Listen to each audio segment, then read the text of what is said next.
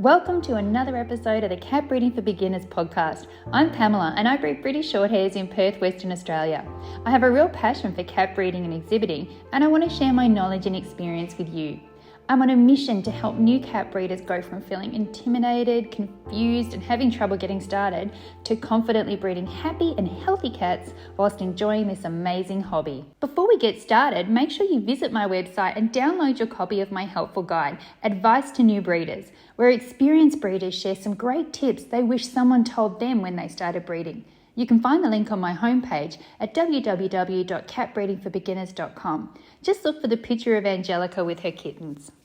Hello everybody, I have an interesting topic to talk to you about today, and it came about because one of my members in my new cat breeders club asked this question of the group, and it was a really interesting question, and a few other people said I'd like to know too, and I'm really interested in what the answer might be. And I thought, well, that's something that probably needs to be shared. So I'm sharing it with you today, and I hope you find it to be a useful tip. The question was, when it comes to showing your cats, aside from the fact that you want to make sure that they have good type and that you're looking for a cat that closely matches the breed standard, what other things do you need to think about when it comes to choosing a cat that you can take to a show? The cats in question in this situation, our member, he had some new cats that he'd purchased recently from another breeder, and they were still young cats and they were settling into his home, and they're a little bit timid at the moment. He can handle them, but they are a little bit timid when other people come over. And he wasn't sure whether that meant that they wouldn't be able to be show cats, and wanted to know what to look for in terms of temperament, in terms of having a good show cat. And one of the things that I want you to think about, and this is a really good way to get a bit of a preview as to how your cats might behave at a show, because when they're in your home and how they act at home is going to be very different to how they're going to act when they're put in a cage and taken, put in a carrier, driven to a show, popped in a show cage with other cats and people around. But one of the ways you can get a preview for that is think about how they behaved the last time you took them to the vets. And this is really good when you've got kittens and young cats, because you've probably had to take them in to get them vaccinated. And what I want you to think about is, how did they behave? Did they come out of the cat carrier? Did you just open the door and they walked out onto the bench and smooched up to the vet and were quite happy for the vet to poke them and prod them and look in their mouth and turn them around and give them a little injection or listen to their hearts? All of those things that the vets do when they're checking them over. Were they happy with that? Or were they cowering in the box? Did you have to drag them out of the box? Did they try to scrabble and get off the table? Were they trying to, get back into the box to get away from the vet? Were they upset? Were they angry? Were they scared? Those are the kind of things that you're looking for. Now, if they were behaving in that way, there's probably a good chance that they're not going to cope with the situation where you're taking them to a cat show. If they came out and they were smoochy, fantastic. You've absolutely got a cat that has potential to be a great show temperament type of cat. But if they came out and they were okay sitting on the bench and they were okay being touched and having their heart checked and having everything done, they may not have loved it, but they were okay having it done and they didn't try to jump off the bench, then you've got a potential show cat there as well. It might take a little bit to work out. You actually do have to take it to a show to be sure, but you have a good chance that cat's going to behave itself when it gets there. What I say to people as well is that you give it a try. Now, you wouldn't take the first example, the scared example where they were really trying to get off a bench and trying to get away from the vet. I wouldn't try that cat at a show.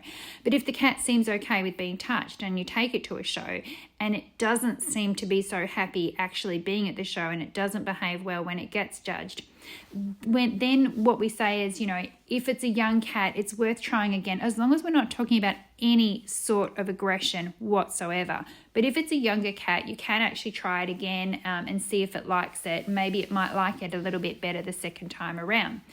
If your cat gives you a really clear indication that it just does not want to be there, then no matter how good looking that cat is and no matter how many ribbons that cat wins, I really strongly advise you not to show that cat, because we don't want to be doing something, we don't want to be taking our cats to shows and making them go through an uncomfortable, unhappy day just so that we can win a prize. So it's not always going to be the case that your cat is going to be a good show cat in terms of temperament. They come along very rarely. When they do, it makes for an amazing show career. I can think of a couple of boys that I've had over the years that have just absolutely loved it. My current show cat, Herbert, he just adores going to shows, and he just comes out. He loves to be touched. He loves to be handled. He loves to smooch up to the cage. He really enjoys it. So that's a great example of a cat that can have a long show career because he's happy about it. I've also got girls that like it. My Lulu, she really does like it. She gets grumpy when she gets out of the cage, and she'll make a lot of noise and rah, rah, rah, rah as she's getting walked over to the bench. But once she's on the bench, she's actually quite happy to be patted and given attention and made to feel special. So it depends on your cats. You've got to know your cats well, but a really good indication is how they behave at the vets. So I hope that information was handy to you, and maybe you can use that yourself. If you are interested in finding out a little bit more about my new Cat Breeders Club, you can visit my website at www.catbreedingforbeginners.com. The club is a really great place where we all get together in the chat area and we share information and we ask questions. My members can talk to me. I consider myself, I've started calling myself a digital mentor. So I might not be able to mentor you in person, but I can mentor you online through the new Cat Breeders Club. And it's a great place for people who maybe don't have contacts and people that they can really turn to for help. And we've all been helping each other there as well.